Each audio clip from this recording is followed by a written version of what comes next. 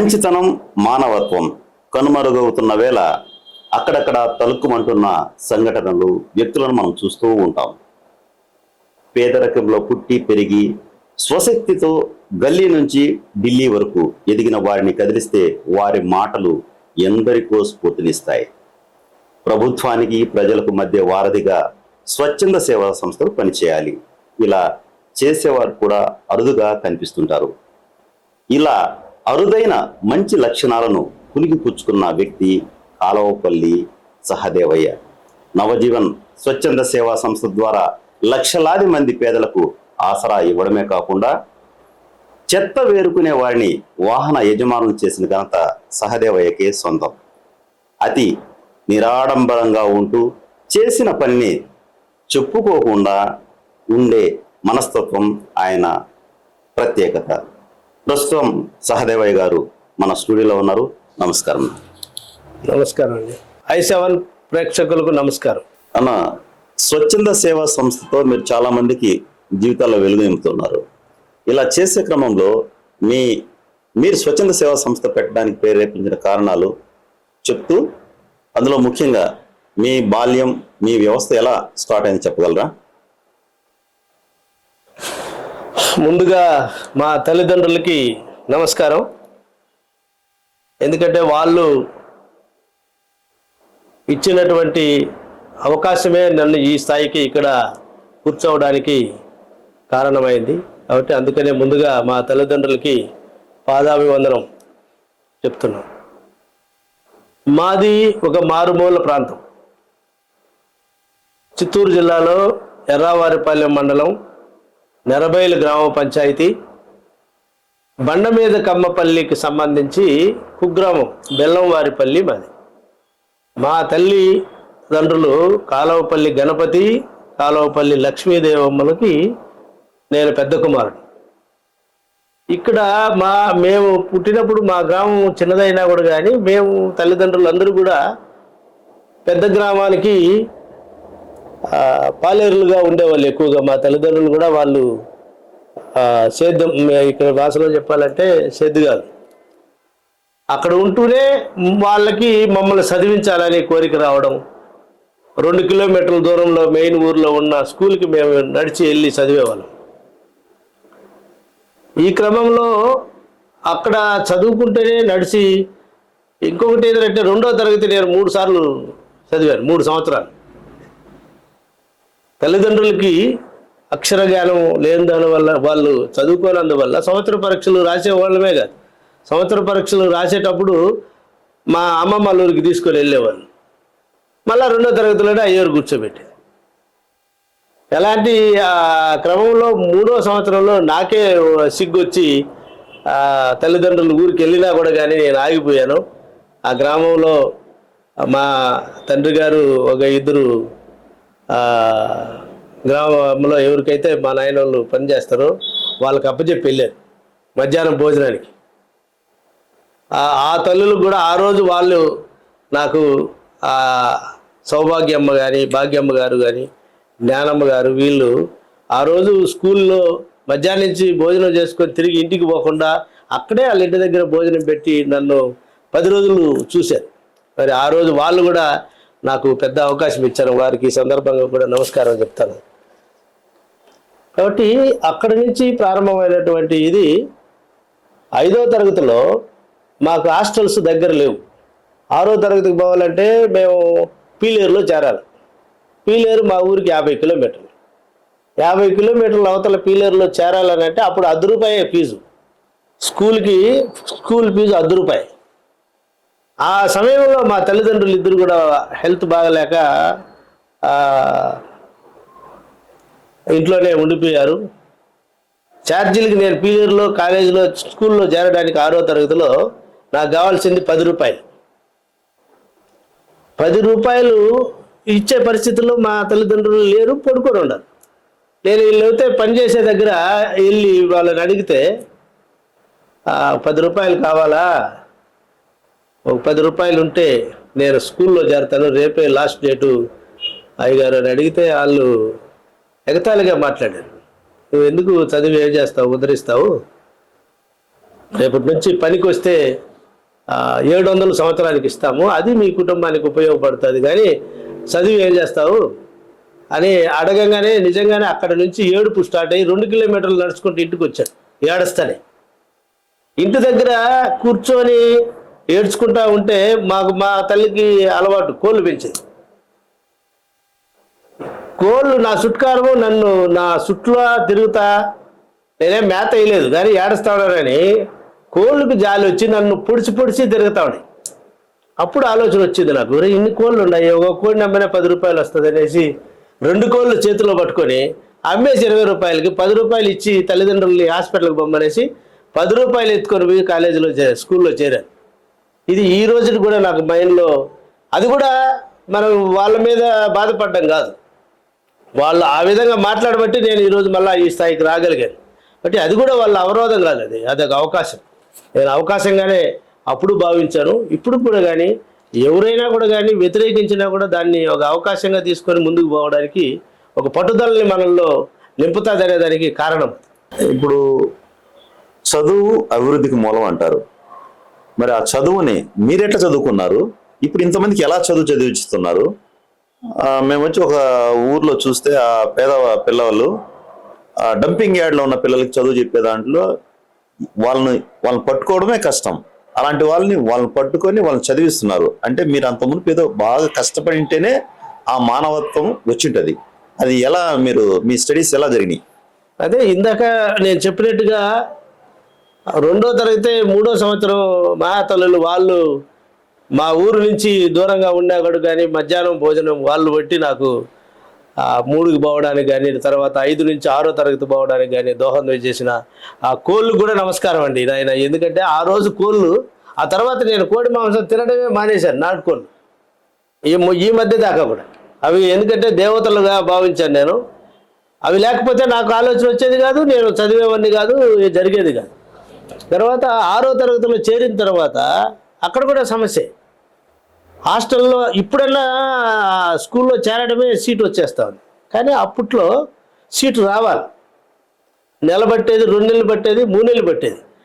నెలకు అందరికీ వచ్చాయి, నా టైం నాకు రాల. నాకు ఏం జరిగిందంటే పీలేరులో స్కూల్లో చేరాము, మేము ఇంక బయట ఉండాలి, అక్కడ ఎవరు మాకు లేరు. అక్కడ మా ఊరు ఒక ఆయన డాక్టర్ గారు ఉండే, ఆ డాక్టర్ గారి దగ్గర వాళ్ళ ఇంట్లో మేము పనిచేసి ఉదయాన్నే లేచి మొత్తము ఆ వాకిలు మొత్తం చిమ్మి బర్రెలు శుభ్రం చేసి టిఫిన్ తినే సద్దన్నం తాగేసి స్కూల్కి వెళ్ళే వాళ్ళం. మళ్ళీ వచ్చేది, ఆ తర్వాత మధ్యాహ్నం వచ్చినాక భోజనం చేసుకొని మళ్ళీ సాయంకాలం బర్రెలు తోలుకొని పోయి మేపేవాళ్ళం. ఈ విధంగా అందరికీ నెలకు సీట్లు వచ్చాయి, నాకు 3 నెలలు రాలేదు. మా తండ్రి గారికి కానీ మా తల్లి గారికి కానీ ఎడ్యుకేషన్ మీద అంత లేని వల్ల వాళ్ళు కూడా ఏదో బిడ్డ ఆడుండాడు చదువుకుంటాడలే అనుకునేవాళ్ళు, కానీ ఈ కష్టాలన్నీ పడ్డాం. తర్వాత హాస్టల్లో సీట్ వచ్చింది. హాస్టల్ నుంచి కూడా 6వ తరగతి నుంచి కూడా హాస్టల్ మా ఊరికి 50 కిలోమీటర్లు. మరి సెకండ్ సాటర్డే వస్తే వంటోళ్ళని బ్రతిమలాడి అంత పులుసన్నం ప్యాక్ చేయించుకొని శనివారం ఉదయాన్నే బయలుదేరితే నేను మా బ్రదరు సిద్ధరామయ్య అని ఇంకా కొంతమంది పిల్లలు అక్కడ మా ఏరియా వాళ్ళు 5-6 మంది పిల్లలు నడిచి వచ్చేసేవాళ్ళం సాయంత్రానికి ఇంటికి. సాయంత్రానికి నడిచి ఇంటికి రావడమే. ఆ టైంలో రైతులు వచ్చి కూలికి పిలుస్తూ ఉంటారు, రేపు మేము కూలికి వస్తామని. 5 రూపాయలు కూలి అప్పుడు.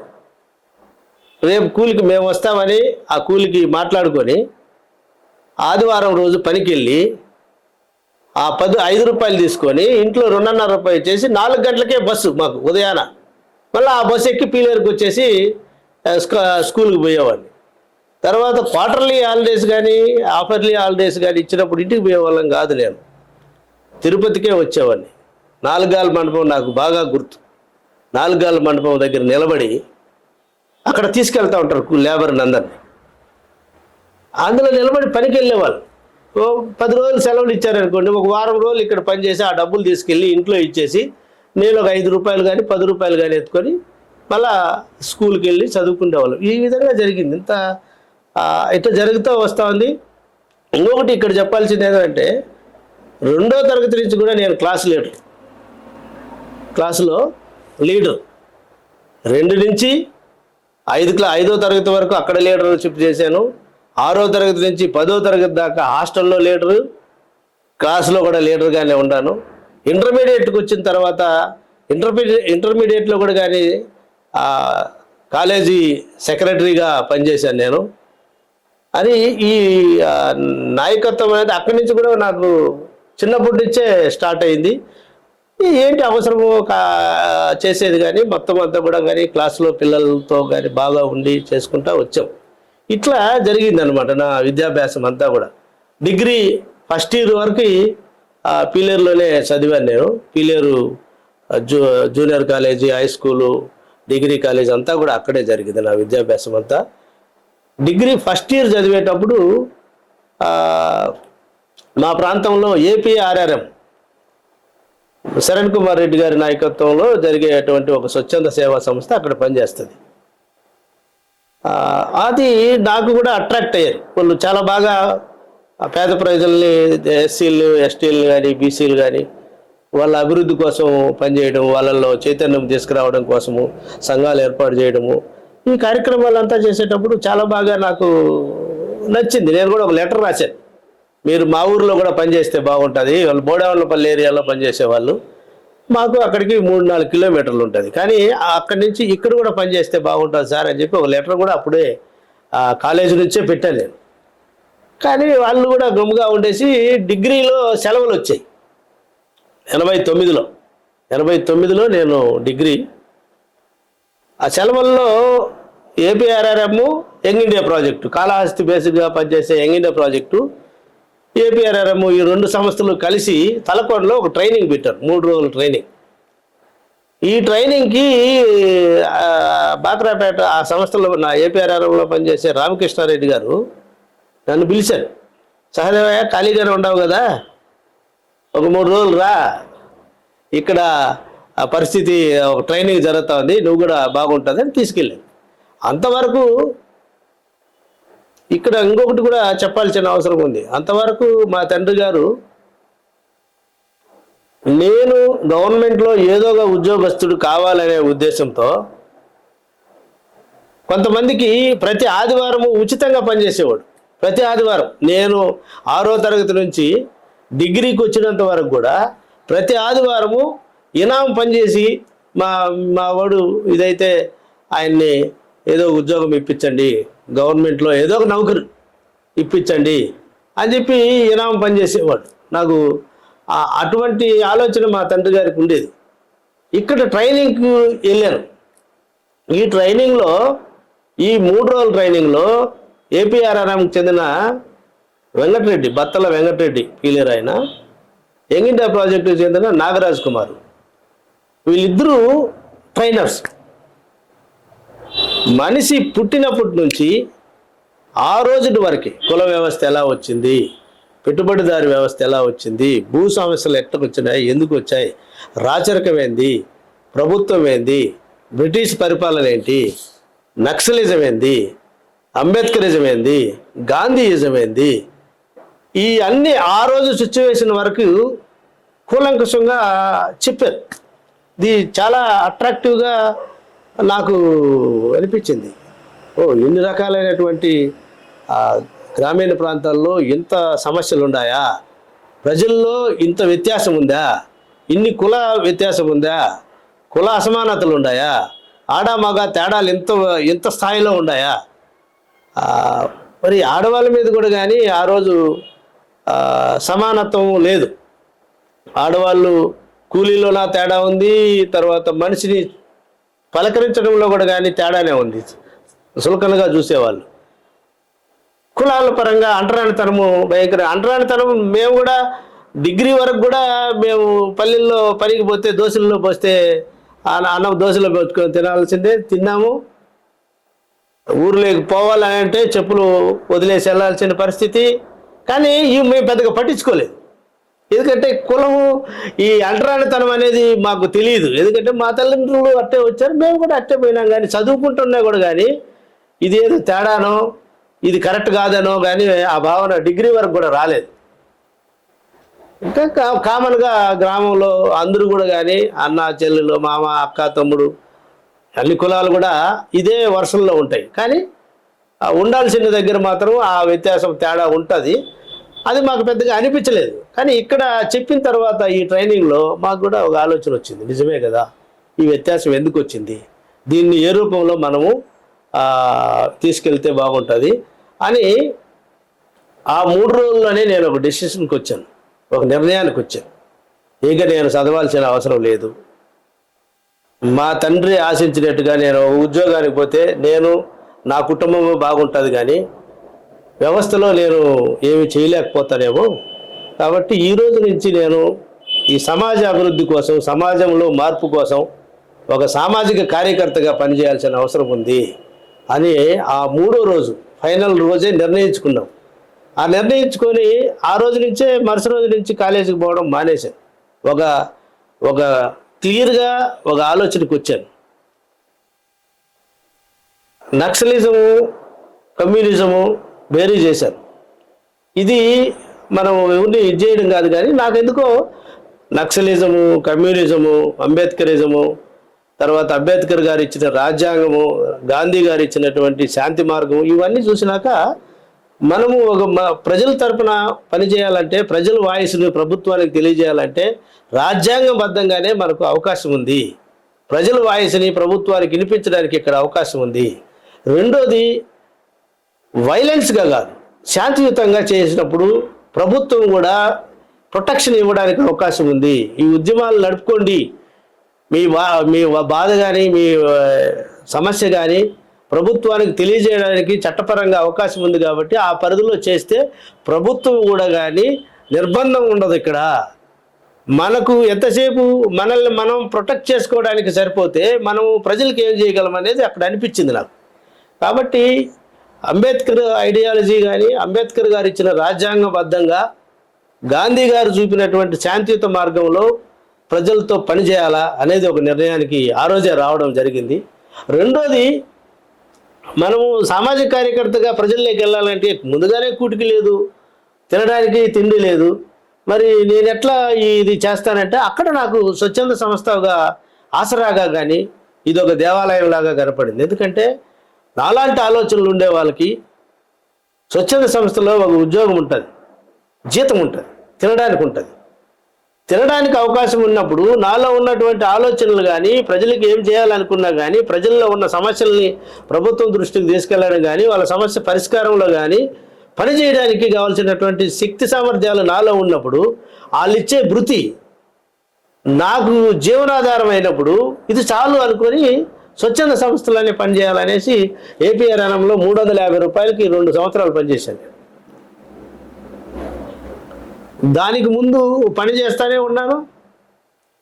ఉదయం అంతా కూలికి పోయేది, సాయంత్రం నేను, మా బ్రదర్ సిద్ధరామయ్య పైన, మా చిన్నాయన కొడుకు, ఇంకొక చిన్నాయన కొడుకు సురేంద్ర, మేము ముగ్గురం సాయంత్రం దాకా పనికి పోయేది. సాయంత్రం వచ్చేసి ఇంటికి వచ్చి స్నానం ఏరవ చేసేసి ఒక ఊరికి వెళ్ళి ఒక ఊర్లో కూర్చొని గ్రామం సమస్యల మీద మనకి ఏమేమి ప్రాబ్లమ్స్ ఉన్నాయి, వీటిల్లో గవర్నమెంట్ ఏం చేస్తే బాగుంటుంది, గవర్నమెంట్ దృష్టికి తీసుకెళ్లడం, ఈ కార్యక్రమాలన్నీ చేయడం ఆ రోజు నుంచి ప్రారంభించడం జరిగింది.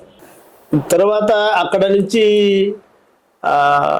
ఏపీఆర్ఆర్ఎంలో పనిచేస్తూనే 92లో నేను యంగ్ ఇండియా ప్రాజెక్టులో చేరాలనేది అనుకోవడం, తర్వాత యంగ్ ఇండియా ప్రాజెక్టుకు రావడం, 1992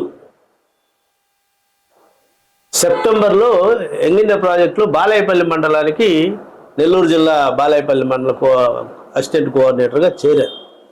అక్కడి నుంచి చాలా ఉద్యమాలు జరిగాయి, ప్రజా ఉద్యమాలని నిర్మించాం. ప్రజల్ని భూములకు సంబంధించి ప్రభుత్వ భూముల్లో గవర్నమెంట్ని ఒప్పించి ప్రభుత్వం దృష్టికి తీసుకెళ్ళి ఆ భూములన్నీ కూడా పంచడానికి కానీ, వాళ్ళకు ఉన్నటువంటి సమస్యలు ఎన్నో కార్యక్రమాలు, కులాంతర వివాహాలు కానీ, అంటరానితనం పాటించినప్పుడు దాని మీద ఉద్యమం చేయడం కానీ, తర్వాత భూములకు సంబంధించినటువంటి ఉద్యమాలు కానీ, చాలా వరకు చాలా వెట్టి చాకరీ నిర్మూలనకు సంబంధించినటువంటి ఉద్యమాలు కానీ చాలా చేశాం. 95 వరకు బాలాయపల్లి మండలంలో కోఆర్డినేటర్గా, అసిస్టెంట్ కోఆర్డినేటర్ నుంచి మళ్ళీ కోఆర్డినేటర్ అయ్యి అక్కడి నుంచి చేసాం.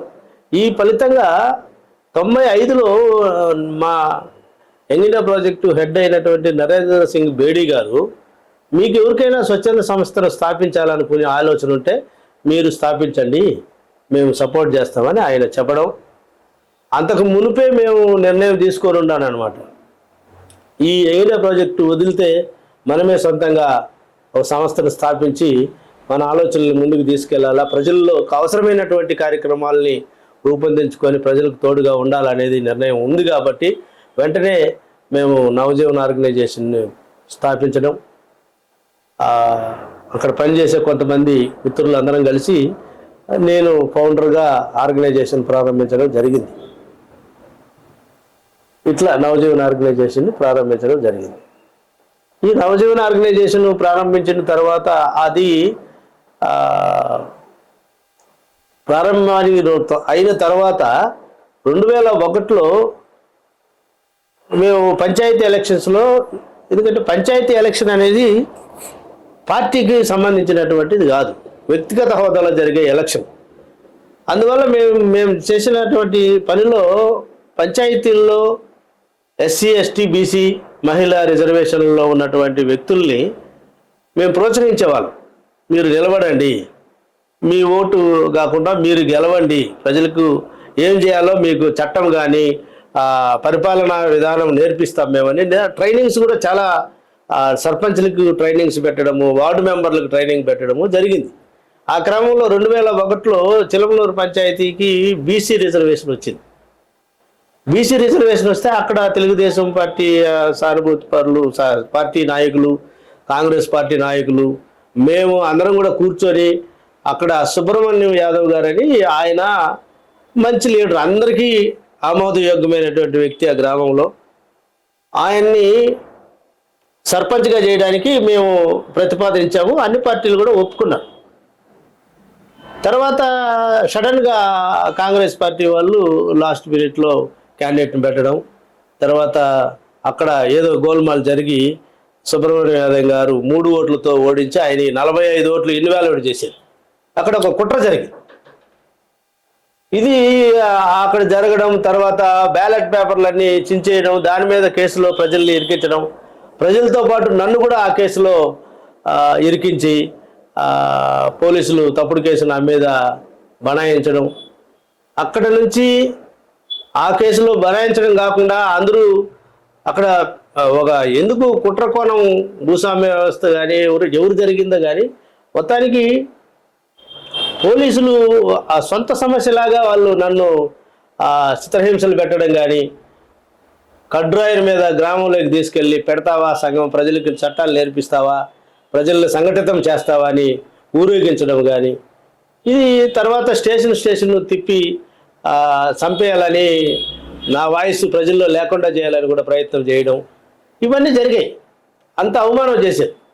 మేమే ఆర్గనైజేషన్ నుంచే స్వచ్ఛంద సంస్థలు, తర్వాత ప్రజా సంఘాలు అందరం కలిసి సమస్యని ఎదుర్కొని సాధించుకోవడానికి 7 సంవత్సరాలు దీన్ని నుంచి బయట రావడానికి ప్రయత్నం చేశాం. 7 సంవత్సరాలు దీని మీద చేసినా అక్కడ ఎంత మానసిక వ్యధ అనుభవించినా కూడా కానీ, ఇక్కడ జరిగినటువంటి దీంట్లో మేము చలో వెంకటగిరి పిలిపిస్తే వెంకటగిరిని చుట్టుముట్టారు జనం, రాష్ట్ర వ్యాప్తంగా, ఉమ్మడి రాష్ట్రం. అప్పుడు 2001 అక్టోబర్ గాంధీ జయంతి సందర్భంగా అక్టోబర్ 2వ తారీఖున చలో వెంకటగిరి అని పిలిపిస్తే రాష్ట్రం అంతా వచ్చారు స్వచ్ఛందంగా. ఇది మేము చేసిన పనికి అది ప్రజలు ఇచ్చినటువంటి గౌరవం, ప్రజలు మమ్మల్ని అభిమానించేటటువంటి తీరు అది. మరి అక్కడ నుంచి ఆర్గనైజేషన్ 2002కి యంగ్ ప్రాజెక్టు అనేది బేడీ గారు ఆపడం, తర్వాత 2003 నుంచి నవజీవన్ సంస్థ స్వచ్ఛందంగా ఫుల్ టైం పనిచేయడం మొదలుపెట్టింది.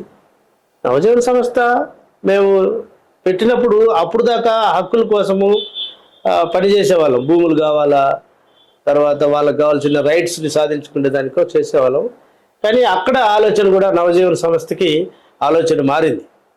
ఎప్పుడైతే హక్కుల ద్వారా సాధించుకున్న భూమి అభివృద్ధి కాకుండా హక్కులు భూమి మాత్రం సాధించుకొని అట్లే ఉంటే ఈరోజు మొట్టమొదటిగా కూలి వాళ్ళని వ్యవసాయ కూలీని భూ యజమాని చేసిన ఘనత మా తల్లి శ్రీమతి ఇందిరాగాంధీ గారిది. ఆ రోజు భూములు ల్యాండ్ సీలింగ్ కానీ లేదంటే మిగులు భూములు కానీ పేదవాళ్ళందరికీ వచ్చింది. మాకు కూడా 3.5 ఎకరా ఉంది మా ఊర్లో మా నాన్నగారి పేరుతో. ఆ భూమి తప్పితే ఇంక వేరే భూమి లేదు. ఆ రోజు ఇచ్చింది. కానీ ఈ రోజున కూడా బీడే. కారణం ఏంటంటే భూమిని తీర్చుకోవడానికి ఇప్పుడు దాకా కూడా చాలామంది ఆ రోజు తీసుకున్న భూములు ఇప్పుడు కూడా సాగులో లేవు. అని అది మాకు అనిపించింది. నవజీవన్ ఆర్గనైజేషన్గా మేము హక్కులతో పాటు అభివృద్ధిని కూడా రెండు కళ్ళులాగా 2 చక్రాల్లాగా ముందుకు తీసుకెళ్తేనే బండి ముందుకు పోతుంది. కానీ ఒకే వైపుగా మనం పయనిస్తే ఇది కరెక్ట్ కాదేమో అని అనేసి అప్పటి నుంచి మేము అభివృద్ధిని కూడా కార్యక్రమాలు మొదలుపెట్టాం. మేము ఆ సందర్భంగానే చిలమనూరులో ఏదైతే 33 మంది ఈ కేసులో ఇరికించి పేదవాళ్ళని, ఎస్సీలని, బీసీలని బలంగా హింస పెట్టారు. అక్కడ వాళ్ళకి ముందుగా మేము పునరావాసం ఇవ్వాలనేసి 70 ఇండ్లు కట్టించాము. ఫస్ట్ ఎవరైతే ఈ కేసులో ఉన్నారో వాళ్ళకి డాక్టర్ విలియం స్టాన్లీ గారు, ఆయన మొన్న ఈ మధ్య చనిపోయారు, ఆయన గురువు గారు, ఆయన ధర్మాన మేము స్వచ్ఛంద సంస్థగా ఫండింగ్ తీసుకోవడానికి కానీ వాళ్ళ సంస్థ ద్వారా మా సంస్థకు రాకపోయినా కూడా కానీ ఈ ప్రాంతంలో అభివృద్ధి చేయడానికి ఎక్కువగా సహాయం చేసిన అతను విలియం స్టాన్లీ గారు, IRDWSA సంస్థ. ఆయన ద్వారా ఆ ఇల్లు కట్టించడం. తర్వాత మళ్ళీ మేము హైకోర్టులో రిట్ వేసినప్పుడు 2003లో హైకోర్టు గవర్నమెంట్కి ఆర్డర్ వేయడం, ఒక దళిత యాక్టివిస్టుని, ఒక సామాజిక కార్యకర్తని ఇంత హింస పెడతా ఉంటే, అప్పటి నుంచి ఇంతవరకు హింస పెడతా ఉంటే మీరు ఏం చేస్తా ఉంటారు అని అన్నప్పుడు కలెక్టర్ గారు హైకోర్టు ఆదేశాల మేరకు జిల్లా యంత్రాంగాన్ని అంతా తీసుకొని చిలమనూరుకి వచ్చి చిలమనూరులో ఒక సభ పెట్టి ఆ సభలో 130 ఎకరాల భూములు, అందరికీ భూములు అక్కడికక్కడే భూములు పంచారు. ఆ గ్రామంలో మమ్మల్ని అడిగారు ఏం కావాలన్నప్పుడు భూములు అడిగాము. భూములు అక్కడే revenue department, police department, SC corporation, ST corporation, BC corporation, జిల్లా స్థాయి అధికారులు అందరూ వచ్చారు.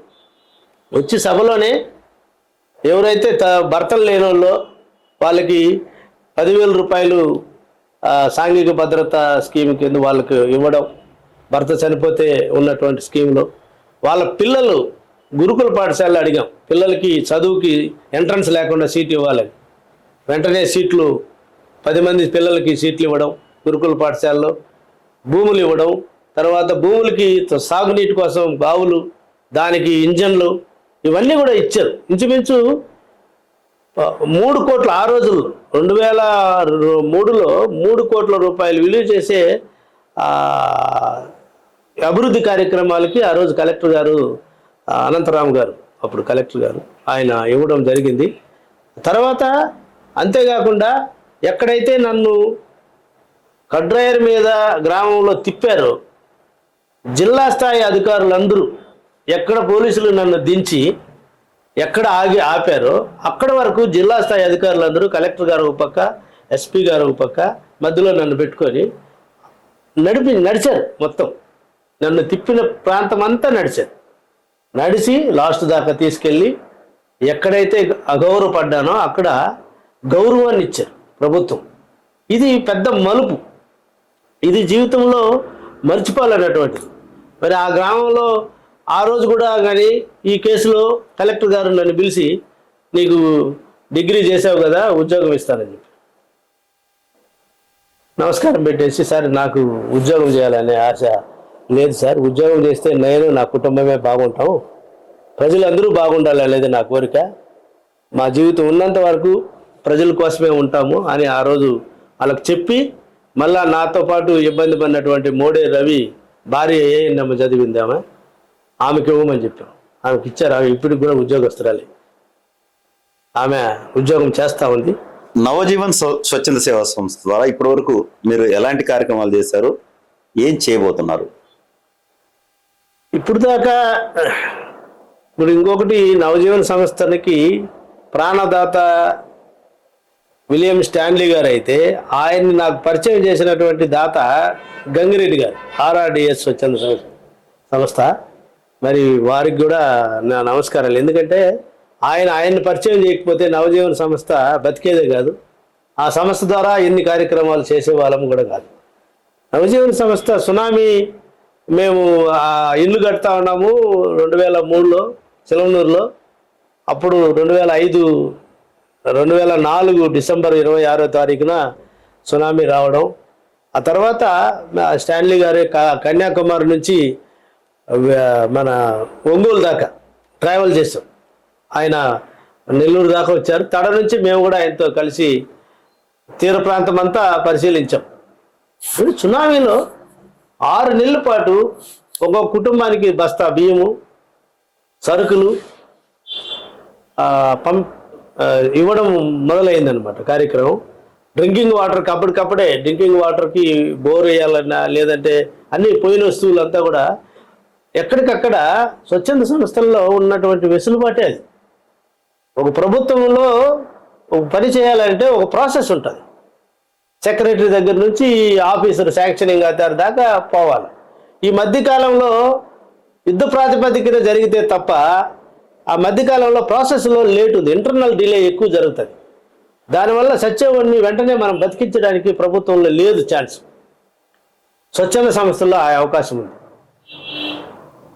కాబట్టి వెంటనే ఆ త్రాగునీరు ఇవ్వడము, పిల్లలకి హెల్త్ క్యాంప్స్ పెట్టడము, పిల్లలకి న్యూట్రిషన్ సపోర్ట్ చేయడము, తర్వాత వాళ్ళు ఇల్లు పడిపోయిన వాళ్ళని టెంపరీ షెల్టర్స్ స్టార్ట్ చేయడము, ఇవన్నీ చక జరిగాయి.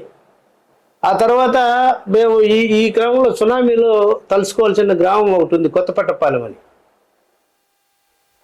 ముత్యాల ఇప్పుడు కోడూరు బీచ్లో ఒక 20 గిరిజన కుటుంబాలు బీచ్లో ఉన్నారు. వాళ్ళు సునామీ వచ్చినప్పుడు వెళ్ళిపోయారు, వాళ్ళ గుడిసెలన్నీ వెళ్ళిపోయి మనుషులు మాత్రం ఈత కొట్టుకుంటా బయట వచ్చేసారు.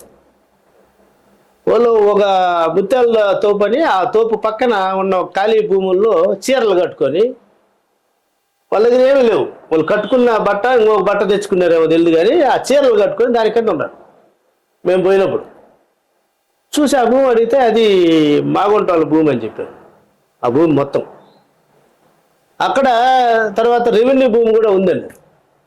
వెంటనే మేము మా స్టాన్లీ గారు అప్పుడే ఏం చెప్పారంటే, వెంటనే వీళ్ళకి ఈరోజే మనము ఇల్లు కట్టడం మొదలు పెడదాం,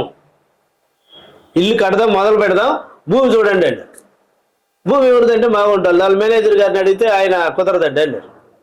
రెవెన్యూ ఎంఆర్ఓ గారి దగ్గరికి వెళ్తే అక్కడ లేదండి ఇప్పుడు ఇచ్చేదని కుదరదండి. అప్పుడు మేము ఏం చేసామంటే గ్రామంలో మాకు వచ్చిన పని అదే, మీటింగ్లు పెడుతూ ఇది ఆ ఊర్లో ఉండే పరిస్థితి, మీరేమన్నా భూమి ఇస్తారా అని అడిగేటప్పుడు కొత్తపట్టపాలెంలో మత్స్యకారులు అందరూ 40-50 కుటుంబాలు ఉన్నారు అక్కడ. వాళ్ళకి లీడర్స్ వచ్చింది రామాంజనేయులు గారు అని పెద్ద ఆయన, ఆ ఊరు లీడర్ ఆయన రమణయ్య. తర్వాత వచ్చింది వీళ్ళు రామలింగయ్య అని లీడర్స్గా ఉన్నారు. వీళ్ళు మేము చెప్తానే వాళ్ళు వెంటనే ఏమీ ఆలోచన చేయలేదు. వాళ్ళు ఏం చేశారంటే గ్రామం కోసము వాళ్ళు ఉండే ఇల్లు కాకుండా ఫ్యూచర్ జనరేషన్ కోసం ఎప్పుడైనా ఇల్లు కావాల్సిన అవసరం వస్తే వీళ్ళకి అని చెప్పి ఎంతమంది ఉన్నారో అన్ని ఇళ్ళకి స్థలాలు కొన్నారు. పక్కన ఒక ఎకరా కొనేసి పెట్టుకొని ఉన్నారు ఇళ్ళ కోసం. మేము ఎప్పుడైతే వాళ్ళ ముందు పెడతానే వాళ్ళు మాట్లాడుకొని మేము ఇస్తాం సార్, వాళ్ళు తీసుకురండి మేము. వాళ్ళకు నిజంగానే ధన్యవాదాలు. ఎందుకంటే వాళ్ళు కూడా పేదవాళ్ళు, ఉండేవాళ్ళు కాదు. వాళ్ళ బిడ్డల కోసం ఏర్పాటు చేసుకున్నటువంటి స్థలం, కొనుక్కున్నటువంటి స్థలం ఈ పేద గిరిజనుల కోసం ఇవ్వడానికి సిద్ధపడ్డారు. పెద్ద భూస్వాములు కూడా అడిగాం మేము, ఎవరు ఇవ్వలేదు. మరి అట్లాంటి పేదవాళ్ళల్లోనే సహాయం చేసే గుణం ఉంది, పేదవాళ్ళల్లోనే ఉంది అది. ఆ గుణం మేము చూసాం. అప్పుడు వెంటనే మేము ఆ భూమిని అంతా సదును చేయడం, టెంపరీ షెల్టర్ వేయడం, తర్వాత వాళ్ళకు ఇల్లు కట్టాలనుకుంటే ఆ ఇల్లు కట్టాలనుకొని ఎలాంటి ఇల్లు కావాలమ్మా అని అడిగాం. రెడ్డేరు ఇల్లు కావాలని అడిగారు. నిజంగానే ఎందుకు ఇప్పుడు ఇంత గుడిసెలో ఉండేవాళ్ళు రెడ్డేరు ఇల్లు కావాలని అడిగారు. రెడ్డేరు ఇల్లు అంటే ఎట్టాడితే మిద్దె మీద మిద్దె. మీరు ఈ రోజు కూడా వెళ్ళొచ్చు, కొత్తపట్టపాలెం కానీ, వెంకన్నపాలెం కానీ, కొండూరుపాలెం కానీ, పులింజేరుపాలెం కానీ, 1000 ఇండ్లు కట్టాం మిద్ది మీద మిద్దె. చూద్దాం వీళ్ళల్లో చిన్న గుడిసెలో వీళ్ళని ఎవరైనా మాట్లాడాలంటే కూడా ఆ గుడిసెలోకి కింద కొంగి పిలిచేవాళ్ళు. వీళ్ళు మిద్దిపైకి ఉంటే ఎట్లుంటారు? వీళ్ళ ముఖాల్లో ఉన్నటువంటి ఆనందం, ప్రతి మనిషికి కోరిక ఉంటుంది పెద్దవాళ్ళు కావాలని, కానీ అవకాశాలే రావు. మరి ఒక అవకాశం వీళ్ళకి ఇద్దామని నేను కూడా మా స్టాన్లీ గారు చెప్పగానే ఆయన డోనర్స్ నొప్పించి బడ్జెట్ అలొకేషన్ చేశారు. మా దగ్గర, మా స్టాన్లీ గారి దగ్గర, పెద్ద ఆయన దగ్గర ఉన్న అలవాటు ఏంటంటే ఏ బడ్జెట్ అయినా ప్రజలతో కూర్చొని డిస్కస్ చేస్తారు. మా దగ్గర ఇది ఉంది, దీనికి ఎంత ఉంది, దీనికి ఎంత ఉంది, ఎట చేద్దాం. ఆయన పారదర్శకమైనటువంటి మనిషి. ఆయన దగ్గర అది నేర్చుకున్నాం మేము. కాబట్టి ఆ రోజు చెప్పినప్పుడు 2,75,000 రూపాయలు మా దగ్గర ఉంది ఒక ఇల్లు కట్టడానికి. టెండర్కి వెళ్దాము, తొందరగా అయిపోతుంది, మన దగ్గర మ్యాన్ పవర్ లేదు కదా అని చెప్పినప్పుడు టెండర్ వేస్తే ఒక్కొక్క ఇంటికి 4,50,000 అడిగారు. నెల్లూరులో ఉన్న కన్స్ట్రక్షన్ ఇంజనీర్, బిల్డర్స్.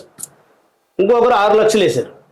అప్పుడు మళ్ళీ ఆయన మాతో కూర్చోబెట్టుకొని ఎట్ట చేద్దాం ఇది అన్నప్పుడు మేము మోటుకున్నాం. నేను, మా గంగిరెడ్డి గారు, యేసునాథన్ గారు కూర్చొని మనం ప్రజల సహకారంతోనే కడదాం, మనమే ఆ బడ్జెట్తోనే కట్టేద్దామని డిసైడ్ అయ్యింది. కూర్చొని చేస్తే అది ఇల్లు ఈరోజు కూడా మీరు పోవచ్చు, బ్రహ్మాండంగా ఉన్నాయి బిల్డింగ్స్. వాళ్ళు ఈరోజు గుడిసెలో ఒసే అనిపించుకుంటున్న వాళ్ళు ఈరోజు మేడం అంటారంట. వెంకటిగా అనేవాళ్ళు ఈరోజు వెంకటయ్య, సుబ్బమ్మ అని గౌరవంగా పిలుస్తారంట అందరూ. ఇది కూడా ఒక అచీవ్మెంట్. ఈరోజు ఆ రోజు 2006లోనే మేము గిరిజనులు టాయిలెట్ వాడుతున్నారండి. ఈ రోజు కూడా ఆ రోజు స్టార్ట్ అయ్యారు. లెట్రిన్ వాడరు మామూలుగా, లెట్రిన్లు అన్నీ అట్లే ఉంటాయి, మామూలు బయట వెళ్తేనే ప్రజలకు ఉంటుంది. కానీ ఆ రోజే లెట్రిన్ వాడేది నేర్పించాం. ఇట్లా మొదలైనటువంటి నవజీవన్ ప్రయాణం ఎక్కడ తుఫాను వచ్చినా, వరదలు వచ్చినా, కర్నూలులో 2009లో వరదలు వచ్చినప్పుడు కూడా 3 నెలలు అక్కడ కూడా పెద్ద మాకు ఒక వినూత్నమైనటువంటిది. టీవీలో కూర్చొని చూస్తూ ఉన్నాము. సాయంత్రం ఒక 5 గంటలకు వచ్చింది వార్త. సుమారు 1000 మంది జనాలు నల్లమల ఫారెస్ట్లోకి వెళ్ళిపోయారు. బ్యాక్ వాటర్ వచ్చే లోపల 3 రోజులు అయింది, వాళ్ళకి తిండి కూడా లేదు. వాళ్ళని రీచ్ కావాలనుకొని వెంటనే ఆ రాత్రి ఒక లారీకి సరుకులు, బియ్యము కొని పాత్రలన్నీ మా దగ్గర ఇప్పుడు కూడా మా దగ్గర 1000 మందికి వండి పెట్టగలిగినటువంటి పాత్రలు మా దగ్గర ఉన్నాయి. మొత్తం వేసుకొని మేము సిబ్బంది మొత్తం అందరం వెళ్ళిపోయాం. అక్కడికి వెళ్తే కొత్తపల్లి మండలంలో వెళ్ళాం, పోలీస్ స్టేషన్కి వెళ్ళాం. ఎస్ఐ గారు చాలా యాక్టివ్ పర్సన్. ఆ రోజు ఆయన బోట్లు అరేంజ్ చేశారు.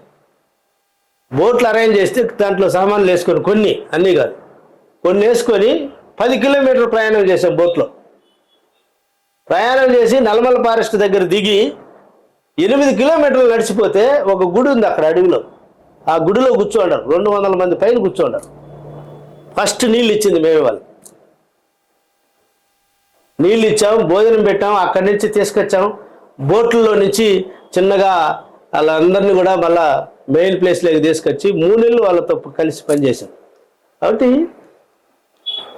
ఏది కూడా కానీ మనం చేసే అది పని ఒక నిబద్ధతతో చేసినప్పుడు మంచి ఫలితాలు ఇస్తుంది అనేది ఈ నవజీవన సంస్థ ద్వారా మేము తెలుసుకోవడం జరిగింది. ఏది కూడా కానీ అక్కడ నుంచి ప్రయాణంలో ఎక్కడ డిజాస్టర్ వచ్చినా, తుఫాన్ వచ్చినా మన ప్రాంతాలకు సంబంధించి మేము ఉన్నామని మా వంతుగా మేము నిన్న జరిగినటువంటి మిచాన్ సైక్లోన్లో కూడా 2000 కుటుంబాలకి మేము దాతల సహాయంతో, అజీం ప్రేమ్జీ వారు, బిడ్ స్టోర్ ఇండియా వారి సహాయంతో ఒక్కొక్క కుటుంబానికి 2,200 రూపాయలు విలువ చేసే వస్తువులు ఇవ్వగలిగాం. 1000 కుటుంబాలకి ఇచ్చాం. 1,500 ప్యాకేజ్తో ఒక 1000 కుటుంబాలకి, 2,000 కుటుంబాలకి ఇచ్చాం. మరి ఈ జర్నీలో ఎక్కువగా చేసుకుంటూ, అంతేకాకుండా ప్రభుత్వంతో కలిసి పనిచేస్తూ ఉన్నాం. ప్రభుత్వంతో కలిసి కొన్ని కార్యక్రమాలు మేము HIV AIDS మీద కానీ, డ్రగ్ యూజర్స్ అని రిహాబిలిటేషన్ చేయడంలో కానీ పనిచేయడం జరుగుతూ ఉంది. అంతకుముందు కూడా నబార్డు ద్వారా మేము చాలా కార్యక్రమాలు చేయడము జరిగింది. రైతులతో రైతు క్లబ్బులు ఏర్పాటు చేశాము. 50 గ్రామ పంచాయతీల్లో 50 రైతు క్లబ్బులు వెంకటగిరి, డక్కిలి, బాలేపల్లి మండలాల్లో ఉన్నాయి ఈ రోజుకి కూడా. మరి చేశాము.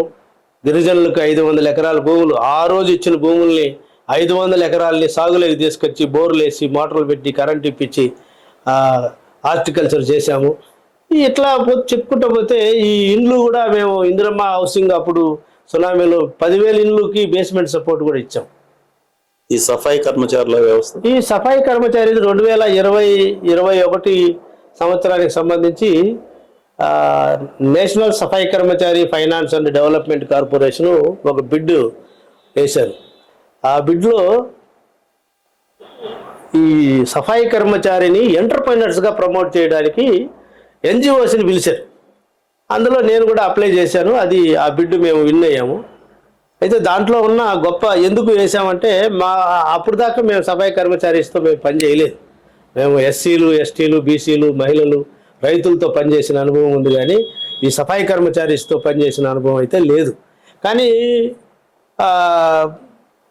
చూద్దాము, ఇది వీళ్ళు నిజంగానే అన్ని వర్గాలు చూసాము, వీళ్ళతో పని చేయాలా, ఎందుకు పని చేయాలని అంటే ఎస్సీలు కానీ ఎస్సీల్లో కుల అసమానత ఉంది, అగౌరవం, కులపరంగా అగౌరవపరుస్తారు. తర్వాత రెండోది పేదరికంగా అవమానపరుస్తారు. కానీ ఈ సఫాయి కర్మచారీస్ ఎవరైతే మలమూత్రాల్ని శుభ్రం చేసే దాంట్లో హీనమైనటువంటి పనిలో ఉంటూ వాళ్ళు ఎంజాయ్ చేస్తూ వాళ్ళ జీవితాన్ని కొనసాగించుకుంటూనే ఉన్నారు. వాళ్ళు ఎక్కడికైనా అసంతృప్తికి గురిగారు. అంటే వీళ్ళకి నీళ్ళు ఇచ్చేవాళ్ళు కూడా లేరు. ఒక పని చేస్తా కూడా మనల్ని శుభ్రపరచడానికి, మనం బాగా ఆరోగ్యంగా ఉండడానికి పనిచేసే వాళ్ళకి నీళ్ళు ఇచ్చేదానికి కూడా సిద్ధంగా లేదు ఈ సమాజం. అంటే కుల అగౌరవం కానీ పేదరిక అగౌరవం పడే వీళ్ళకంటే కూడా మూడో రకమైనటువంటి వృత్తిపరమైనటువంటి అవమానం పడే వాళ్ళు సఫాయి కర్మచారీస్. కాబట్టి వీళ్ళ కోసం పనిచేయాలనేది వీళ్ళు ఇంకా అసలు వీళ్ళతో పనిచేస్తే బాగుంటుంది అనేది మాకు రావడం, అప్లై చేయడం, మాకు ఆ ప్రాజెక్టు రావడం, అది 5 రాష్ట్రాల్లో కూడా పనిచేయడానికి ఒక అవకాశం national Safai Karmachari finance development corporation వాళ్ళు కలిగించారు. దీని ద్వారా మేము ఆంధ్రాలో మొదలుపెట్టాం. వేస్ట్ పిక్కర్స్గా ఉండే వాళ్ళని నెల్లూరులో ఈ స్కీమ్లో వెహికల్స్ ఇస్తారు, బండ్లు బ్యాంకు ద్వారా తీసుకుంటాం అన్నమాట. బ్యాంకు లోన్ ద్వారా సబ్సిడీ ఎన్ఎస్కేఎఫ్డిసి ఇస్తుంది, బ్యాంకు లోన్ ఇస్తారు. దీని ద్వారా వెహికల్స్ కొని ఆ వెహికల్స్ని మనము మున్సిపాలిటీకి హైర్ ఇస్తాం. వాళ్ళు ఇచ్చే హైర్లో నుంచి ఈఎంఐ కట్టుకొని, ఇది సస్టైనబుల్ మోడ్ అనమాట. ఇది మామూలుగా ఏంటంటే సబ్సిడీ రుణాలు ఎక్కువ శాతం ఫెయిల్ అయినాయి, అందరికీ తెలుసు. సబ్సిడీ వరకే తీసుకొని తినేసి యూనిట్ లేకుండా చేశారు. కానీ ఇక్కడ ఈ ప్రణాళికలో అప్పుడున్న నెల్లూరు కమిషనర్ గారు దినేష్ కుమార్ గారు మేము కూర్చొని ఒక సస్టైనబుల్ మోడ్లో మాట్లాడితే బాగుంటుంది, ఏం చేయాలనేసి ఈ వెహికల్స్ వాళ్ళకు కొని అవి మున్సిపాలిటీ హైర్ చేసుకుంటే 10 సంవత్సరాలకు హైర్ చేసుకుంటే 10 సంవత్సరాల వెహికల్ ఉంటుంది, అక్కడ యూనిట్ ఉంటుంది. దాని ద్వారా లబ్ధి వాళ్ళకు పోతూ ఉంటుంది.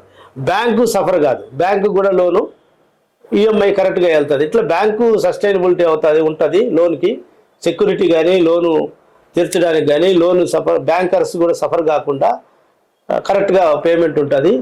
ఇటు చూస్తే వీళ్ళు కూడా సఫాయి కర్మచారీస్ కూడా అదనముగా ఆదాయం పొంది వాళ్ళ ఆర్థిక మెరుగుదలకి అవకాశం ఉంటుంది. తర్వాత మున్సిపాలిటీ వైపు చూస్తే మున్సిపాలిటీలో ఉన్న డబ్బులు జనరల్ ఫండ్లో నుంచి వెహికల్స్ కొనడానికి ఖర్చు పెట్టి ఇటు చేసేదానికంటే ఆ జనరల్ ఫండ్ని వేరే యాక్టివిటీస్కి వాడుకొని ఈ వెహికల్స్ని వాళ్ళ డబ్బు రూపాయి లేకుండా ఈ వెహికల్స్ని వాళ్ళు ఉపయోగించుకొని వాళ్ళకు కూడా అట్లా 3 రకాలుగా కూడా ఉపయోగం ఉంటుంది అనేది మనము ఈ స్కీమ్లో గమనించి దీన్ని అధికారులతో మాట్లాడి నెగోషియేషన్ చేసిన తర్వాత ఆయన ముందుగా అవకాశం ఇచ్చారు. దాని ద్వారా ఈరోజు 5 రాష్ట్రాల్లో కూడా మనం వాళ్ళని చేసుకుంటూ పోతారు. గుంటూరులో కమిషనర్ గారు 51 మంది వేస్ట్ పిక్కర్స్ 20 వెహికల్స్తో ఇచ్చి వాళ్ళు జరుగుతూ ఉంది. రాజమండ్రి జరుగుతూ ఉంది, కాకినాడ జరుగుతూ ఉంది, విశాఖపట్నం జరుగుతూ ఉంది, జగిత్యాల, ఖమ్మం, సిరిసిల్లలో ఇచ్చాము, కోయంబత్తూరు, తిరుపూర్లో ఇవి జరిగింది. కర్ణాటకలో కూడా మొత్తం అంతా కూడా అన్ని కార్పొరేషన్స్లో లోన్ మేళాస్ కంప్లీట్ అయినాయి. ఇవన్నీ కనుక పూర్తయితే ఒక 1000 కుటుంబాల్ని ఈ ఎవరైతే అవమానకరమైనటువంటి పని చేస్తూ ఇక్కడ ఇంకో మాట కూడా చెప్పాలండి. ఎందుకంటే మనం సఫాయి కర్మచారి గురించి మాట్లాడుకున్నప్పుడు వీళ్ళు ఎవరు వస్తారంటే manual scavengers, septic tank cleaners, underground డ్రైనేజ్లో పనిచేసే వాళ్ళు, పారిశుద్ధ్య కార్మికులు, చెత్త ఏరుకుండే వాళ్ళు, ర్యాక్ పిక్కర్స్, ఈ ఐదు రకాలైనటువంటి వాళ్ళందరినీ కూడా సఫాయి కర్మచారీలు అంటారు. ఈరోజు మనము పారిశుద్ధ్య కార్మికులు కానీ, సెప్టిక్ ట్యాంక్ క్లీనర్స్ కానీ, లేకపోతే ఈ అండర్ గ్రౌండ్ డ్రైనేజ్లో పనిచేసే వాళ్ళు కానీ, చెత్త ఏరే వాళ్ళు కానీ ఒకసారి లేరు అనుకుందాం, మనం టౌన్లో బతకగలమా, తిరగగలమా?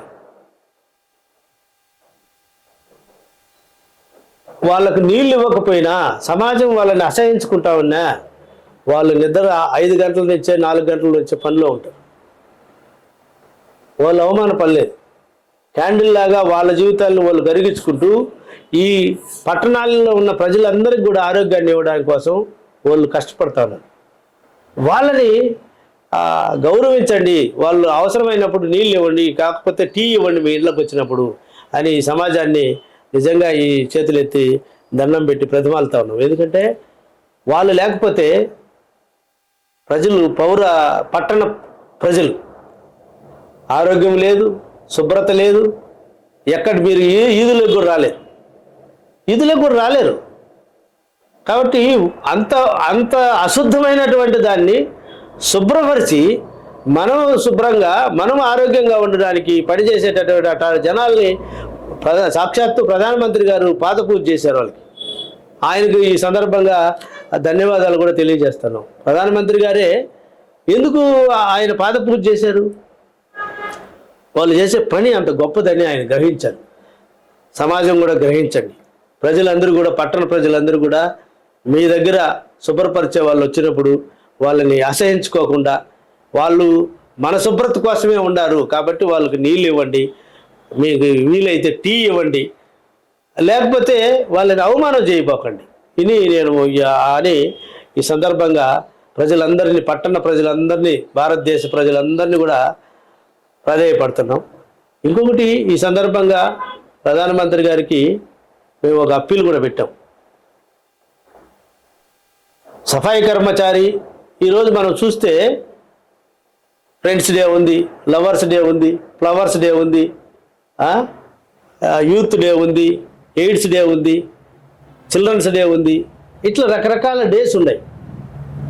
సఫాయి కర్మచారి ఆత్మగౌరవ దినం అని ఒకటి అనౌన్స్ చేయమని చెప్పి మేము ప్రభుత్వాన్ని కూడా, మోడీ గారికి లెటర్ రాసి చాలా కాలం అయింది. మా లెటర్కి అయితే ట్రాక్ ఇచ్చారు, ట్రాక్ 2 మార్కులు వేశారు. ట్రాక్ 5లో 5 పాయింట్లు ట్రాక్ అంటే దాంట్లో 2 అంటే బాగా అది మంచి, మనం ఇచ్చినటువంటి లెటరు చాలా అప్రిషియేట్ చేశారు కానీ అనౌన్స్మెంట్ చేయలే. ఎందుకు ఎప్పుడు అనౌన్స్మెంట్ చేయమన్నామంటే, సఫాయి కర్మచారి ఈ provision of manual scavenging act 2013లో వచ్చింది, సెప్టెంబర్ 18. ఆ రోజున చేస్తే ఇది మానవ మలమూత్రాలని చేతులతో తీయకూడదు, ఇది నిషేధము అని వచ్చిన చట్టం అది. ఆ చట్టం వచ్చిన రోజు ఈ డే ప్రకటిస్తే బాగుంటుందని ఆ రోజు మేము మోడీ గారికి రాసున్నాము. మరి గౌరవ ప్రధానమంత్రి గారు దీని మీద ఒక నిర్ణయం తీసుకుంటే బాగుంటుందని ఈ సందర్భంగా వారికి కూడా తెలియజేస్తాము. స్వచ్ఛంద సేవా సంస్థలు ఇప్పుడు వాటి మీద అంత గుడ్ విల్ లేదు. ఎందుకు అలా తయారైనాయి? అసలు స్వచ్ఛంద సేవా సంస్థల్లో తప్పులు ఉన్నాయా, లేకపోతే గవర్నమెంట్ బిహేవియర్లో తప్పులు ఉన్నాయా, మీడియేటర్స్ ఎవరైనా దీన్ని క్రియేట్ చేస్తున్నారా?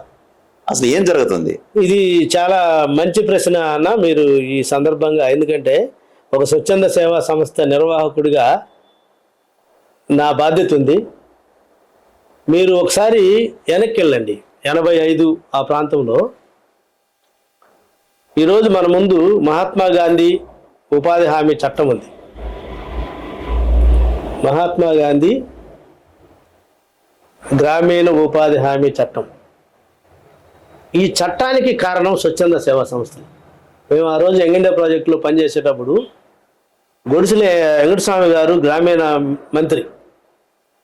గ్రామీణాభివృద్ధి మంత్రిగా ఉండారు. ఆయన సెంట్రల్కి 1 కోటి సంతకాలతో ఆయనకి 1,00,000 మంది సభలో పెనుగొండలో మేమే యంగ్ ఇండియా ప్రాజెక్టు ఒక సభను ఏర్పాటు చేసి, యంగ్ ఇండియా ప్రాజెక్ట్ అంటే సొంతంగా కాదు, ఆ రాష్ట్రం మన రాష్ట్రంలో ఉమ్మడి ఆంధ్రప్రదేశ్లో ఉన్న స్వచ్ఛంద సేవా సంస్థలు అన్నిటినీ కలయిక చేసి అన్ని సంస్థల ద్వారా ఒక పెద్ద మెమోరాండం వచ్చాం. తర్వాత పాట్నా టు ఢిల్లీ ఈ చట్టం తేవాలని స్వచ్ఛంద సంస్థలే సైకిల్ యాత్ర చేశారు. మీరు చూశారు, మా దగ్గర రవి ఉన్నాడు, ఆయన కూడా సైకిల్ దొక్కున్నాడు. శాంత్ కుమార్ ఉన్నాడు, సైకిల్ దొక్కున్నాడు పాట్నా టు ఢిల్లీ.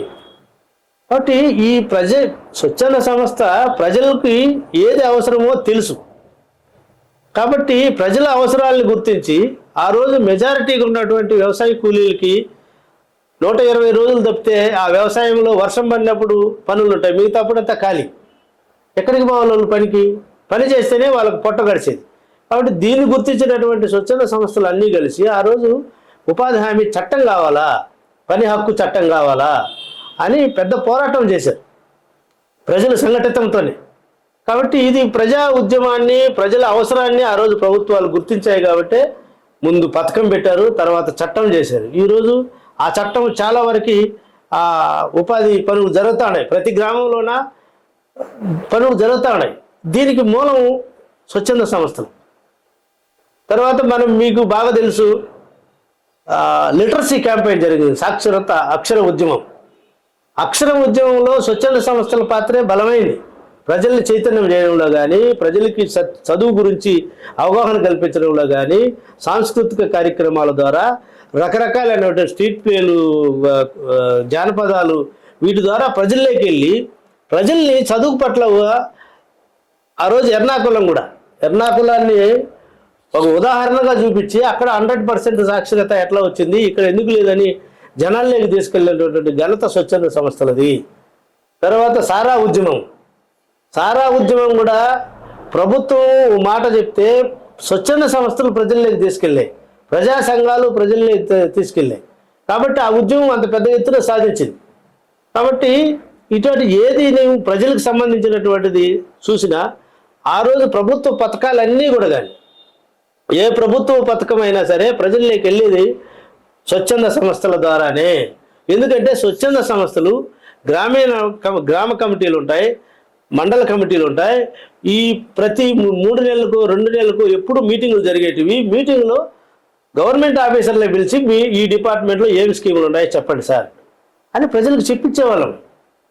ఇది వాళ్ళకు చెప్పినప్పుడు ఆ స్కీమ్ ఎట్లా అప్లై చేయాలనేది నేర్చుకున్నాక మా కార్యకర్తలు, స్వచ్ఛంద సంస్థ సిబ్బంది ఆ ప్రజలకు కావాల్సినటువంటివి అర్జీలు రాసి ప్రభుత్వ అధికారులకు సమర్పించి దాన్ని సక్సెస్ కావడానికి కారణభూతులైనారు. అని ప్రభుత్వం చేసే కార్యక్రమాలు ప్రజల దాకా చేరాలనంటే మధ్య మార్గం కాదు, ఇది వారధి లాంటిది స్వచ్ఛంద సంస్థలు. అయితే ఇక్కడ ఎందుకు స్వచ్ఛంద సంస్థలు ఈరోజు లేవు? కారణం ఏంటంటే అప్పుడున్న రాజకీయాల్లో ఉన్నటువంటి వారు సామాజిక స్పృహతో సామాజిక సేవ చేయాలనే దాంతో ఎక్కువ మంది నాయకులు వచ్చేవాళ్ళు. ఇప్పుడు ఇక్కడ మనం ఇంకొకటి కూడా రాజశేఖర రెడ్డి గారు సీఎంగా ఉన్నప్పుడు స్వచ్ఛంద సంస్థల్ని ప్రభుత్వం NGO కోఆర్డినేషన్ అని ఒక దాన్ని ప్రారంభం చేశారు. అని మధ్యలో అది ఆయన చనిపోయిన తర్వాత అది అంతగా లేకుండా పోయింది. కానీ గుర్తించడం అనేది ప్రధానం. స్వచ్ఛంద సంస్థలు ఇప్పుడు చంద్రబాబు నాయుడు గారు సీఎంగా ఉన్నప్పుడు జన్మభూమి అని విస్తృతంగా జనాల్లోకి తీసుకుంది కూడా స్వచ్ఛంద సంస్థలే, కళాకారులే. స్వచ్ఛంద సంస్థల్లో అంత కళాకారులు ఉండేవాళ్ళు. కానీ ఈరోజు ఎందుకు జరిగిందంటే రాజకీయాల్లో మార్పులు వచ్చాయి. ప్రజలకు ఏం కావాలనే ఆలోచన చేసే నాయకులు కాదు, మాకేం కావాలా లేకపోతే మేమేమనుకున్నాం దాన్ని ఇంప్లిమెంట్ చేసుకున్న జనాలు, నాయకులు ఎక్కువైపోయిన దానివల్ల స్వచ్ఛంద సంస్థల పాత్ర తగ్గించేశారు. వాళ్ళకి ఎందుకు లేదు, వాళ్ళు జనాలను రెచ్చగొట్టేస్తారు. జనాలకి ఎక్కువ చైతన్యం ఇస్తే, జనాలు ప్రభుత్వ పథకాల పట్ల జాగృతమైతే మమ్మల్ని ప్రశ్న చేస్తారు. మమ్మల్ని ప్రశ్న చేస్తే మేము భరించలేము ఇనే స్థాయికి జనాలు, లీడర్స్ వచ్చారు. అది తప్పు. లీడర్ ఎప్పుడు కూడా కానీ ప్రజలు అడిగే ప్రశ్నకు సమాధానం చెప్పగలిగినోడే లీడర్, వాళ్ళ ప్రతినిధి. వాళ్ళు ఓట్లేసి గెలిపించింది ఎందుకని? వాళ్ళు అడిగినప్పుడు సమాధానం చెప్పాలి మనం. వాళ్ళకి డబ్బులు మరిపేశారు. వీళ్ళు డబ్బులు మరిపేసి ఈ ప్రభుత్వాలు కానీ వ్యవస్థనంతా కూడా రాజకీయం చేసేసి డబ్బుమయం చేసేసి వ్యాపారం చేశారు. ఇది కరెక్ట్. దీనివల్ల స్వచ్ఛంద సంస్థల్ని స్లోగా నిర్లక్ష్యం చేస్తూ వస్తూ ఉంది ప్రభుత్వాలు. ఇది కరెక్ట్ కాదు. స్వచ్ఛంద సంస్థల్ని నిజంగా మీరు పెట్టే పథకాలు, మీరు పెట్టే స్కీములు, మీరు చేసేటటువంటి అభివృద్ధి కార్యక్రమాలు ప్రజలకు చేరాలంటే స్వచ్ఛంద సంస్థల పాత్ర కీలకమైంది అనేది ఏ ప్రభుత్వం అయితే గుర్తిస్తుందో ఆ ప్రభుత్వం 4 కాలాల పాటు ఉంటుంది. మరి స్వచ్ఛంద సంస్థలని నిర్లక్ష్యం చేస్తే, స్వచ్ఛంద సంస్థలు అనగానే ఏదో డబ్బులు వచ్చేస్తాయి వాళ్ళు తినేస్తారనుకోవడం మూఢత్వం అది. ఇది కూడా జరిగేది. ఎవడో పొలిటికల్ లీడర్ ఎవడన్నా లేకపోతే కమర్షియల్ మైండ్తో సంస్థను పెట్టి ఆ డబ్బులు తీసుకొచ్చిన వాడు మిస్యూజ్ చేసి ఉంటాడే కానీ మాబోటి వాళ్ళము నిజంగానే సామాజిక స్పృహతో సామాజికంగా ఏదో చేయాలనే తపనతో బయట వచ్చిన వాళ్ళకి అది పెద్ద సమస్యే కాదు. మాకు ఫండింగ్లో ఈ రోజుకైనా తెలిసిన పుస్తకాలు మావి. కాబట్టి ఇట్లాంటి జనాల్లో మనము సంస్థల్ని నిర్వీర్యం చేయాలనే పెద్ద కుట్ర జరుగుతాం. ఎందుకంటే మీకు తెలుసు 70-80 మధ్యలో కార్పొరేట్స్ అందరూ కూడా, వ్యాపారస్తులందరూ కూడా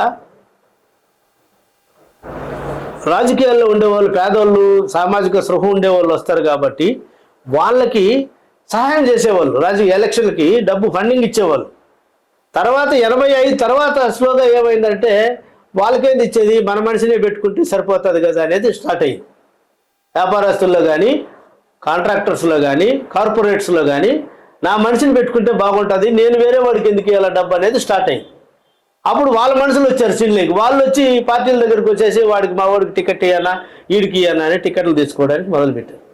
ఇప్పుడు పరిస్థితి ఏంటంటే మళ్ళా మావాడు ఎందుకు ఉండాలా, మేమే ఉంటామని వాళ్ళే రాజకీయాల్లోకి వచ్చేసారు. ఓకే, ఇది పెద్ద మార్పు. దీనివల్లనే స్వచ్ఛంద సంస్థల పాత్ర కూడా తగ్గింది. ఎందుకంటే ప్రజలకు జవాబుదారీగా ఉండే నాయకులు కరువయ్యారు. మీరు ఆల్రెడీ స్వచ్ఛంద సేవా సంస్థ ద్వారా అనుకున్నదైతే చాలా వరకు చేస్తా ఉన్నారు. చేస్తూ మళ్ళీ పాలిటిక్స్ వైపు ఎందుకు చూస్తున్నారు? పాలిటిక్స్లో మీకు నచ్చిన లక్షణం ఏంటి? అలా ఇక్కడ మనం ఆలోచన చేయాల్సింది, ఒక వ్యక్తిగా కానీ ఒక స్వచ్ఛంద సంస్థగా కానీ మనము ఒక పరిమితులనే పని చేయగలం. ఎందుకంటే వనరులు అనేటివి సమకూరి దాని ద్వారా పోయేది కొంత దూరమే పోతాం. మనం ఏం చేయగలం? ఒక ఊరికో, ఒక ఇద్దరికో, ముగ్గురికో, 10 మందికో చేయగలం. ప్రభుత్వంలో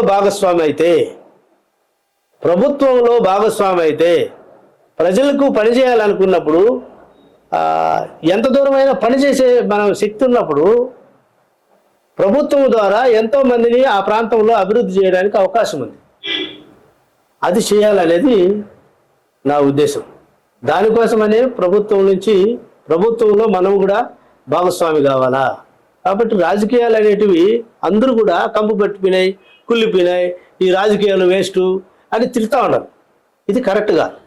ఇప్పుడు ఒక మురుక్కాలు ఉంది, అందరూ ఈ మురుక్కాలు వాసన చూసేసి ఇది గొబ్బండి, ఇది వాసన అండి, ఇది ఇంతే అనుకొని పోతా ఉంటే దాన్ని క్లీన్ చేసేవాడు ఇప్పుడు రాజకీయాలు కూడా కుళ్ళిపోయినాయి, కంపు పట్టిపోయినాయి అని మనం మాట్లాడుకుంటా ఉంటే దాన్ని సరిచేయడానికి మన పట్టణాలు రావాలా. సామాజిక స్పృహ ఉండేవాళ్ళు, ప్రజల్ని జాగృతం చేసేవాళ్ళు, ప్రజలకు సేవ చేసేవాళ్ళు, నిజాయితీగా ఉండేవాళ్ళు రాజకీయాల్లోకి రావాలా. యువత రావాలా, మంచి మేధావులు రావాలా, నిజంగా ఈ భావాలు ఉండేవాళ్ళు రాజకీయాల్లోకి రావాలా. అప్పుడు ఈ ఏదైతే ఇప్పుడు మాట్లాడుకుంటాడో కుళ్ళిపోయింది, కంపు పట్టింది అనేది తగ్గడానికి అవకాశం ఉంటుంది. మనం ఆ కుళ్ళికి కంపుకి దూరంగా ఉండిపోయినంత కాలం దాన్ని క్లీన్ చేయలేరు. కాబట్టి మనం మారాలా, మనం రావాలా రాజకీయాల్లో. ఎక్కడి నుంచి సీట్ ఆశిస్తున్నారు? ఏ పార్టీ నుంచి? ఏ పార్టీ నుంచి అంటే మేము మొదటి నుంచి కూడా మా తండ్రి గారి కాలం నుంచి కూడా మా గ్రామము అంతా కూడా కానీ తెలుగుదేశానికి అనుకూలంగా ఉంటుంది. ఎందుకు తెలుగుదేశం అంటే నేను 7వ తరగతి చదివేటప్పుడు రామారావు గారు, ఎందుకంటే అప్పుడు మన రాష్ట్రంలో నేను కూడా 6వ తరగతిలో చేరేదానికి కాస్ట్ సర్టిఫికేట్ మాకు, మా ఊరేమో అక్కడ బోడవాళ్ళపల్లి దగ్గర బండి మీద కంపల్లి, మాకు తాలూకా ఉండింది చిన్నకొట్టిగిల్లు, బస్సు సౌకర్యాలు లేదు, ఏమి లేదు. అక్కడ నుంచి చిన్నకొట్టిగిల్లుకి వచ్చి కాస్ట్ సర్టిఫికేట్కి అప్లై చేస్తే తాలూకా ఆఫీసులో ఈ సర్టిఫికేట్ ఈరోజు వచ్చేది కాదు, రేపు రావాలా. ఆయా అధికారి ఉండేవాడు కాదు. అప్పుడు ఫోన్లు లేవు, ఫోన్లు కాదు, కమ్యూనికేషన్ అంత దూరం కాదు కదా. పేదవాడు వచ్చి అక్కడికి వచ్చి తీసుకొని పోవాలంటే ఎంత ఇబ్బంది పడేవాళ్ళమో నేను అనుభవించాను 6వ తరగతిలో. తర్వాత రామారావు గారు వచ్చి వెంటనే మండలాలు పెట్టేశారు. అప్పుడు నాకు ఇష్టమైంది, ఒరే మండల వ్యవస్థను తీసుకొచ్చారు, ప్రజలకు దగ్గరగా అధికారం ఇచ్చారు కాబట్టి. అక్కడ ఆయన దించినప్పుడు కూడా 7 రోజులు ధర్నాలు జరిగితే పీలేరులో నేను చదువు క్లాసు కూడా ఎగ్గొట్టి అక్కడ కూర్చుండేవాడు పోయి. ఆ తర్వాత చంద్రబాబు నాయుడు గారు వచ్చిన తర్వాత ఆయనలో ఒక స్ఫూర్తి ఉంది, చంద్రబాబు నాయుడు గారిలో ఒక విజన్. ఈరోజు మేము పనిచేసాం కదా ఈ మధ్యకాలం దాకా రైతులతో పనిచేసేటప్పుడు ప్రతి ఇంట్లోనే ఒక ఇంజనీర్ ఉంటాడు. ఒకప్పుడు అప్పుల పావులతో పంట చేసుకోవడానికి శక్తి లేక చాలా అవస్థలు పడే రైతులు ఈరోజు వాళ్ళ బిడ్డలు అమెరికాలో ఉంటున్నారు, హైదరాబాద్లో ఉంటున్నారు, బెంగళూరులో ఉంటున్నారు, ₹1,00,000 జీతం తెస్తారు, 2 లక్షలు తెచ్చేవాళ్ళు ఉన్నారు. మరి ఆ రోజు ఆయన పునాది వేయబట్టే కదా ఆయన ఐటీ రంగాన్ని ఆ స్థాయిలో తీసుకెళ్ళి ముందుగా విజన్ 2020లో ఆయన చేయబట్టి ఈరోజు ప్రతి ఇంట్లోన ఒక ఇన్కమ్ సోర్స్ డెవలప్ అయింది. నీకు ప్రభుత్వమే ఉద్యోగం ఏమలే, ఆ ఇంట్లో 1,00,000, 2 లక్షలు వచ్చే సోర్స్ వచ్చింది కాబట్టి ఆ కుటుంబంలో సమస్యల నుంచి బయటపడడానికి వాళ్ళకి అవకాశం ఉంది. ఇదంతా చంద్రబాబు నాయుడు గారు ఘనతే. రాజీవ్ గాంధీ గారు ప్రారంభం చేశారు, అక్కడ చంద్రబాబు నాయుడు గారు అమలు చేశారు. బిల్ క్లింటన్ గారిని ఇక్కడ తీసుకొచ్చి ఇవన్నీ కూడా యువతకి ఉద్యోగ అవకాశాలు ప్రభుత్వం ఇవ్వలేదు. మీరు తిరుపతిని ఎంచుకోవడానికి కారణం ఏంటి? అంటే తిరుపతి ఎంపీ అది అంటే ఇక్కడ ఏంటంటే మనం చూసిన తర్వాత 2012లో నేను రాజకీయాల్లోకి అడుగు పెట్టాను తెలుగుదేశం పార్టీతో. అని ఇప్పుడు కూడా తెలుగుదేశం పార్టీతో అనుసంధానంగానే ఉన్నాం. కానీ తిరుపతి సీటు ఎందుకు ఆశిస్తామంటే 2012కు ముందు 30 సంవత్సరాలుగా ఇక్కడ చాలామంది ఎంపీలు పనిచేశారు తిరుపతిలో. ఎంపీ అంటే ఏంటో తెలియనటువంటి స్థితిలోనే ఉండింది కానీ ఎంపీ చేయాల్సిన పని జరగలేదు. ఒక తిరుపతి పార్లమెంటేరియన్ మెంబర్గా, అంటే పార్లమెంటేరియన్ మెంబర్ కాదు, ఓటర్గా, ఒక సామాజిక కార్యకర్తగా ఎప్పుడో 5 ఏళ్ళకి ఒకసారి సర్పంచులకి తలా 2 లక్షలు, ₹1,00,000 ఇచ్చేసి ఎలక్షన్కి వెళ్ళేసి ఎలక్షన్ చేసుకునేటువంటి వాళ్ళు ఉన్నారు. ఒక ఎంపీ అనుకుంటే రాష్ట్ర గవర్నమెంట్కి ఎంపీ పెద్ద అసెట్. కేంద్ర నిధులను తీసుకురావడానికి కానీ కేంద్ర ప్రభుత్వంలో ఉన్నటువంటి పథకాలన్నింటినీ కూడా వాళ్ళ కాన్స్టిట్యూషన్లో ఇంప్లిమెంట్ చేసుకోవడానికి కానీ బయట తీసుకురావడానికి కానీ ఇది ఒక అసెట్. తిరుపతిలో ఉన్నటువంటి సమస్యలు ఏంటంటే మనకు ఎస్ఎస్ కెనాల్ ఉంది, సోమశిల స్వర్ణముఖి కెనాల్, 365 చెరువులకి లక్షలాది ఎకరాల మెట్ట భూమి సాగులేకి వస్తుంది. ఇది ఎప్పుడో ప్రారంభమైంది. ఈ సమస్య ఎక్కడ ముడిపడి ఉంది? స్టేట్ గవర్నమెంట్లో లేదు, సెంట్రల్ గవర్నమెంట్తో ముడిపడి ఉంది, ఫారెస్ట్ డిపార్ట్మెంట్లో ముడిపడి ఉంది. మరి ఎంపీ అనుకోని దీని మీద కొంచెం వర్క్ చేస్తే సాధ్యమైనంత త్వరగా ఈ క్లియరెన్స్ వచ్చేదానికి అవకాశం ఉంది. లక్షలాది ఎకరాల మెట్ట భూములు రైతుకు కావాల్సింది నువ్వు ఇనాము అవి కాదండి, కావాల్సింది రైతు ఎవరికైనా అన్నం పెడతాడు. ఎప్పుడు రైతు బాగుండాలి. రైతు బాగుండాలంటే రైతుకు సాగునీరు ఇవ్వగలిగితే కరెంట్ ఇవ్వగలిగితే చాలు. విత్తనాలు, ఎరువులు ఇవి ఉన్నాయి కదా, నాణ్యమైనటువంటివి సబ్సిడీ రేట్లో వాళ్ళకి ఇవ్వగలిగితే చాలు. వాళ్ళు ఈ దేశానికి అన్నం పెడతారు. కానీ అది జరగలేదు. ఫైనల్ గా మీ రాజకీయ టార్గెట్ ఏంటి? టార్గెట్ తిరుపతి ఎంపీ కావాలనేది నా కోరిక. టీడీపీలో ప్రయత్నిస్తున్నారా? అవకాశం ఇస్తే, చంద్రబాబు గారు అవకాశం ఇస్తే తిరుపతి కానీ చిత్తూరు అయినా సరే, చిత్తూరు అయినా తిరుపతి అయినా ఎక్కడ పార్టీకి ఎక్కడ అకామిడేట్ చేయాలని అనిపిస్తే అక్కడ ఏ అవకాశం ఇచ్చినా నేను తీసుకోవడానికి సిద్ధంగా ఉన్నాను. పార్టీకి కావాల్సినటువంటి నిజాయితీ నిబద్ధత కలిగినటువంటి వ్యక్తిగా పార్టీని గౌరవాన్ని కాపాడుకుంటూ ఆ ప్రజలకు కావాల్సినటువంటి సహాయ సహకారాలు అందించడంలో ముందుంటాననేది ఈ సందర్భంగా తెలియజేస్తాను. నమస్తేనా? నమస్కారం.